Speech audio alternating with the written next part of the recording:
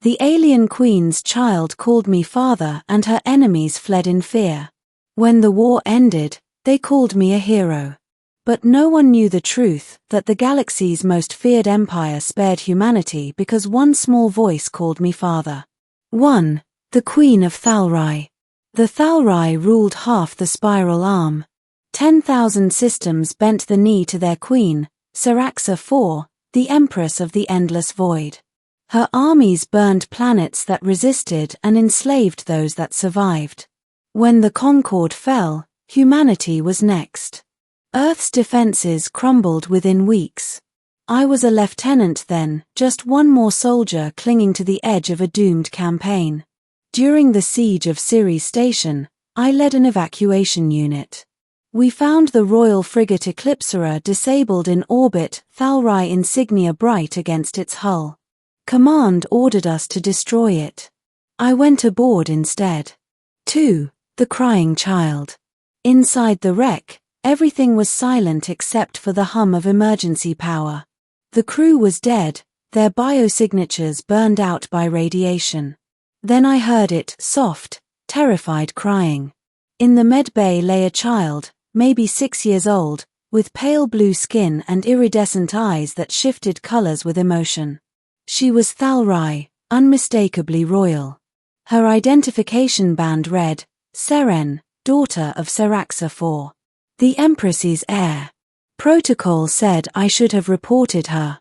Instead, I wrapped her in my coat and whispered, "You're safe now."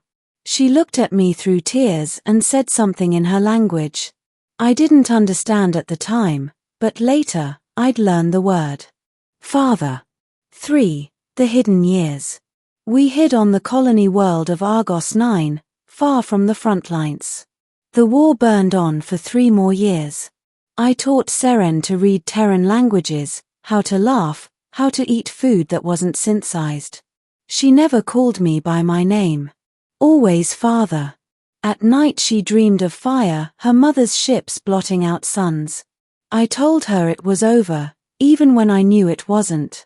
When the Thalrai finally found us, I didn't fight. I just held her close and told her not to be afraid. She didn't cry when they took her away. She only said, "You'll come home soon." 4. The Trial of Fire. The Empress summoned me to her throne world. They dragged me through marble halls and chains of light. The queen herself sat on a dais of living crystal, tall and terrible, her crown a burning halo. "You sheltered my blood," she said. "Why?" "Because she was a child," I said. "Because she was alone. You risked your species for my daughter." "I didn't think of species," I said.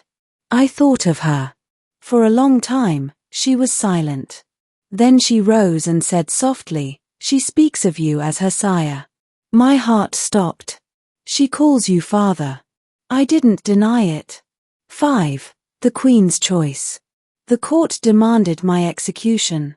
No alien had ever touched royal blood without death to follow. But the Queen lifted her hand, silencing them. "Human," she said. "You have done what no Thalrai ever dared, you cared without condition. For that, I owe you a debt." She turned to the gathered nobles. "If any harm this one, they harm my line." From that day on, I was known as the guardian of the heir. They gave me armor crafted from star steel and quarters within the royal citadel. I was their enemy, yet none dared touch me. Because every time Seren saw me, she ran to me and laughed.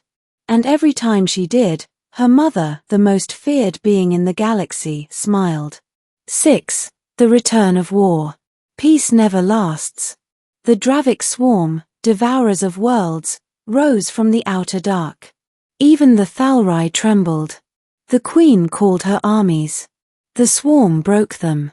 When the citadel fell, I carried Seren to the evacuation chambers. She refused to go. "My people will die if I flee," she said. "They'll die if you stay." She looked at me with eyes the color of dying stars. "Then you'll fight with me, father." And I did. 7. The Battle of Arkan's Gate. The last stand of the Thalrai was not on a battlefield, it was in the void itself, at the edge of a collapsing sun. I led the forward defense beside the queen herself. She wielded a blade of light, I carried a railgun that hummed with heat. When the swarm breached the gate, I saw Seren standing before the throne, holding a command rod too large for her small hands. The Empress fell before the storm, cut down defending her daughter.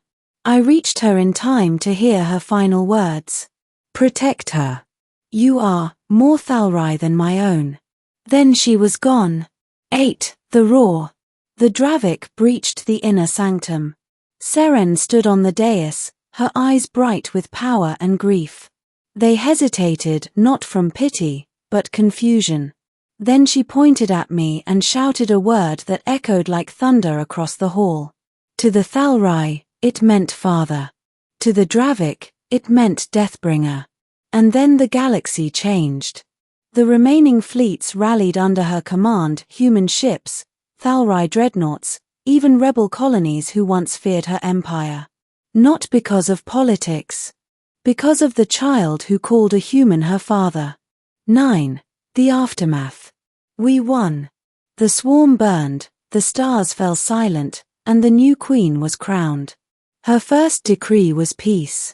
Her second was this: no species that knows love shall ever kneel to fear again.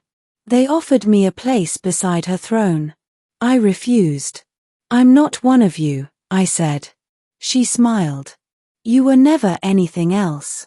10. The whisper of legends. Now, years later, the galaxy tells stories about us. Some say I bewitched the Empress. Others claim Seren was never real at all, a myth to explain why the Thalrai stopped waging wars. But every time I look to the stars, I remember her small hand gripping mine, the way her voice trembled the first time she said that word. Father. And I remember the day her enemies heard it, and fled. Not from her.